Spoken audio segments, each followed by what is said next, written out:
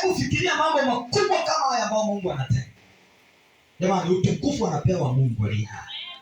Haleluya. Hata mimi wiki hii Mungu amenipa kibali, amenikutanisha na wazungu kwa jina la Yesu. Kwa nini siseme sasa? Sijana nimekula nao vizuri, tukaongea na kimombo kabisa. Haleluya. Mimi nilikuwa naota, afu Mungu akanizidishia. Na mimi ni ushuhuda, au wewe utaki? Kibali hicho na wewe pokea kibali kwa jina la Yesu. Haleluya. Pokea kibali kwa nyumba yako. Pokea kibali cha kufanikiwa. Pokea kibali cha kufungua supermarket yako. Pokea kibali cha kwenda hospitali yako. Pokea kibali cha kuwa mfugaji. Pokea kibali cha kutenda kwa jina la Yesu. Hakuna anayeweza kupinga. Mungu akisema acha iwe ndio kwa jina la Yesu.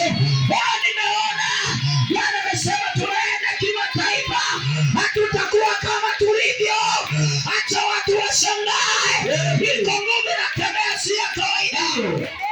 Yes. Amini tu. Hallelujah. Usikubali kama ulivyo. Wewe usiangalie watu wengine. Jiangalie wewe.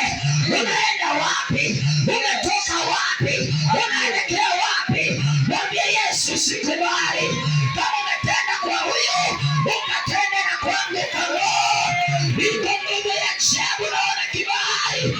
Watu watashangaa. Wengine watasema, kwa nini nilikimbia hapa? Ripo sakarapa koya.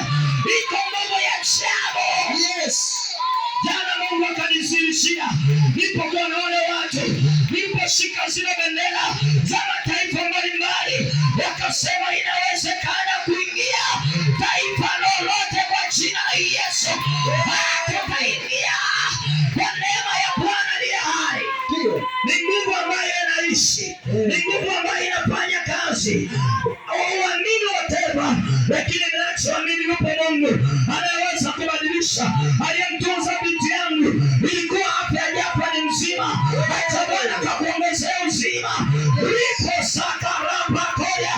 Nimeona watu wakishuhudia matendo makuu ya Bwana yanaendelea kwa jina la Yesu. Amen. Haleluya. Amen. Haleluya. Amen. Siko hapa kwa ajili ya maigizo, nipo kukuambia kibali kwenye ndoa yako, kibali kwenye biashara. Usisahau biashara.